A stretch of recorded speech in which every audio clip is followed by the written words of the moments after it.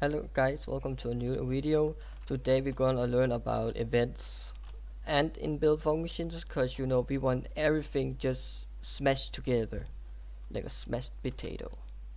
Yeah, by that logic, I think I just think we should just start making a script and call it I don't know, do catastrophic shit.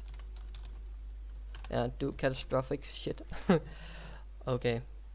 So, what is a built-in function?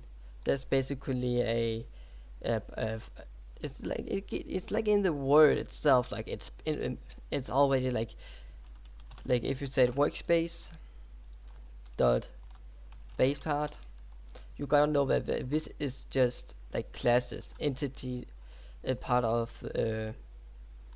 It's basically just like values, where it's just specifying what entity you want to change, and this is a built-in function. As you can see, find immediately after property of an object changes. So yeah, that's basically it. The blue thing here is just like things. This is just the property of the part. That's the property, and we have this is the inbuilt function. So if we say change it, oh, you also gotta know that there's hidden val print. That's hidden for inbuilt function, and that's why you should read documented. So if you, as you can see, if you change that, as you can see, reflects tense. So everything that's getting changed, every single property that's getting changed will getting printed out. Maybe if you want to change from metal, then you can see current physical properties. Maybe you want to change the brick color. Yeah. Maybe you want to change the size a little bit. Mass. Yeah, size and mass and all that. So that's what an inbuild is. And then you can say child added. That's just checking if there's a new entity, like if a script, as you can see, it's a script. Or maybe I want to add a part. I can also do that by saying part. As you can see, it says part. You just gotta know that it's taking the actual entity, so it's not saying the name, but the actual entity. So as you can see, so we just say val.destroy. As you can see, it's an entity or instance. I just love to call them a entity. And yeah, then child removed. It's literally just saying that.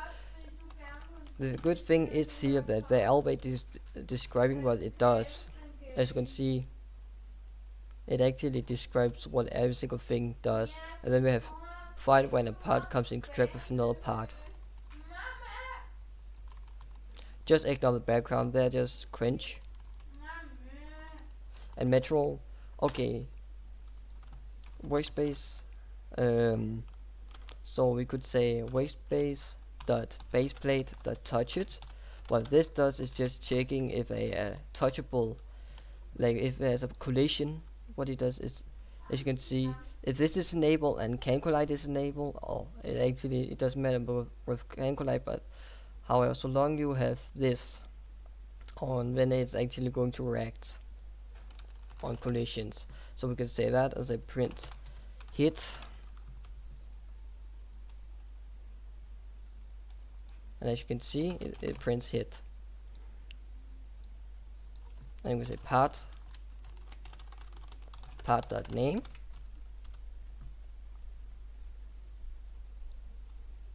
As you can see, it figured it out. However, we could also say if part the parent find first child, and this is also in the function. However, this is actually checking if found yeah, that's basically does fun with the given name, as you can see with this example. And this, and then it's actually good because it's showing you what if they do. And we have if what we also could do is checking we could say local part equals workspace the base part wait for child. What this does, oh workspace wait for child base plate, what this does is it's like a while loop or a repeat, like repeat wait. However, this is going to be another tutorial, but this is basically what it is. It's just checking if the object is there, and if not, it just popping an error. So, and the timeout, it does syncly handle telling until it's done running. So if you want to run it forever, we can say math.huge. However, this can impact performance if you have a lot of wait for childs. So what this does is just checking if the part is there. So example, if you remove that, as you see, it's not immediately popping an error because it's waiting. As you can see, infinite yield possible on workspace wait for child baseplate, as you can see. And then that's because it's a base player. So if so, we can also say if workspace find first child that base plate, then that's just checking if it's true and print this part does exist. It's just returning true if it is true that it exists. So this is how you could do that. And one thing I'm also gonna learn you is just how to get the player. So there's two ways you could do this, achieve this. It's just a script. Oh no. Workspace.baseplate. Oh, I'm also going to show you that you can have this script into the chart and say script.parent.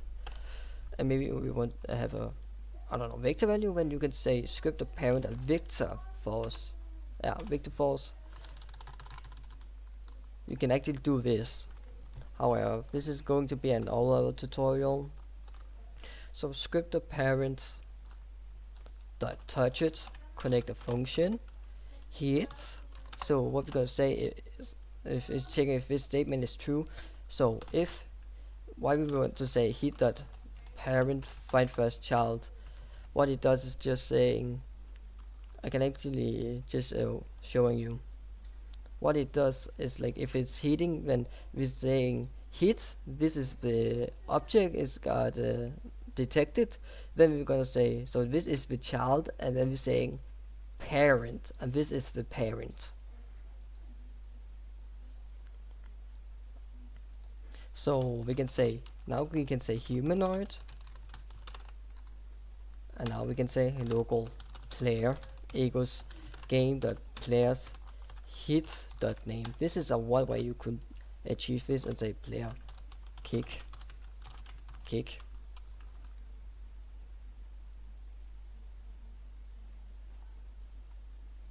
Oh yeah, and hit.parent.name. Then you say player column kick. Boom. Oh, else you could just say game.players get player from character. Oh yeah, get player. Oh yeah. It should be like a touch. I think you actually just say that. And yeah, okay. I hit the parent and say player kick. And as you can see, this is also another way to achieve it. So that's really nice. So this is just how to use inbuilt functions. And okay, I haven't used the hidden ones because as I told you that you have to watch the documentaries when you beginning to use services, like data store service game get service data store where is hidden data inbuilt functions. There are inbuilt functions, however they are hidden, like you have to type them manually out, and I think it's just on Roblox part it's just totally retarded to do, and it's just causing more pain up your ass. So yeah, that's why I wanted to show, and thank you for watching. See ya.